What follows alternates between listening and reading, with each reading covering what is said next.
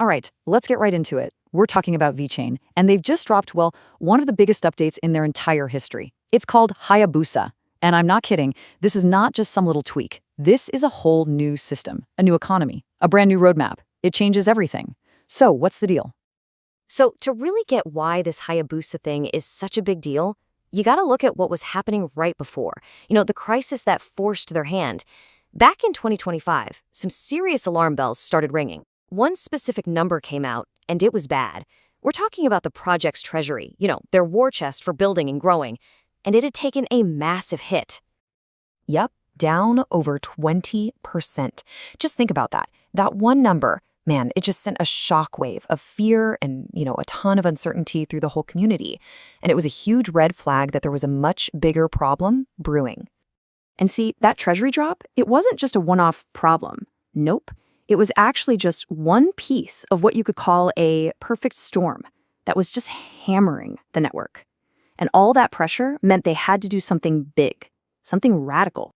So what's so wild is how all of this stuff hit at once. You had the entire crypto market tanking. You had all this pressure on altcoins specifically. And then boom, you drop that shocking 20% treasury hit on top of it all. It basically created this do or die moment where they absolutely had to make a huge move to turn the ship around. And right out of that storm in late 2025, we get the answer, Hayabusa. Now, let's be super clear about this. This isn't just a patch. This is not a minor update. We are talking about a complete teardown and rebuild of the network, right from the ground up. Okay, so what's at the absolute heart of this massive change? It's a switch to something called Delegated Proof of Stake, or DPoS. So what does that mean in plain English? It means the game is open now. The control is being spread out, democratized. It lets pretty much anyone who holds VET tokens get in on the action and have a real say in securing the network. And this really shows you just how different things are now. Before Hayabusa, it was like this exclusive club, right? A handful of pre-approved validators were running the show. And you could just sit back and earn rewards just for holding VET. But now, the whole rulebook has been thrown out. Participation is wide open, and the only way you earn rewards is by getting your hands dirty and actively participating. Okay, so how do these new rules actually play out? Let's get into the nitty-gritty, because this is the engine of their entire new economic model. And trust me, it changes everything. So in this new world, you've basically got three main roles. First, you've got delegators. These are people who stake their VSET on a validator they trust. Then, of course, you have the validators, the folks actually running the computers and keeping the network secure. And this is the big one, you have the passive holders. And for them, well, the party's over. Just holding VSET in your wallet isn't going to earn you anything anymore. So what about the rewards? How's that all split up? Well, check this out. The delegators, the people who are putting their tokens up to support the network, they get the lion's share. A full 70% of the rewards go to them. The validators, the ones running the gear, they get the other 30%, plus they still get the transaction fees. And if you're sitting there thinking, okay, how do I get in on this? They've tried to make it pretty straightforward with a platform they built called Stargate. It's basically a few steps. You hold some VET, you mint the special NFT that's kind of like your staking ticket, you pick a validator you like, and that's it. You're off to the races, earning active rewards. All right, but Hayabusa is about more than just who runs the network. It's also a direct attack on one of VeChain's biggest, oldest problems, the whole economy around its gas token, VTHO. That's the token you have to actually do anything on the network. The old way of doing things was, well, it was like a leaky faucet that was just always on. It was constantly dripping new VTHO into the supply. Didn't matter if people were using the network or not.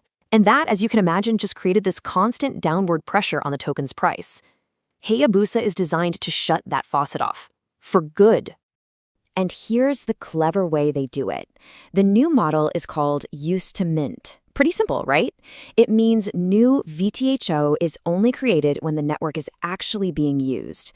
Just that one change could cut the inflation rate by as much as 40%. So, long story short, supply only goes up if demand is already there. But wait, there's more. They didn't just stop there. To really create some long-term value and scarcity, they added another layer to this, a really powerful one. From now on, the base fee for every single transaction is... It's burned. Poof. Gone forever. Instead of that fee going to a validator or a delegator, it just gets completely removed from the supply. This creates this constant deflationary pressure that's built to prop up the token's value for the long haul. Pretty smart. So look, on paper, this whole model looks incredibly powerful. But like any huge change in strategy, it's got massive potential and also some serious risks. So let's break it down. What are the promises, what are the challenges, and what's the big picture here?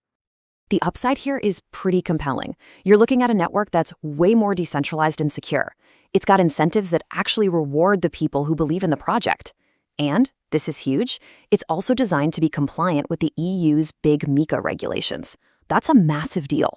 You add that to the fact that giants like Coinbase and Binance are on board, and suddenly the door for big institutional money could swing wide open.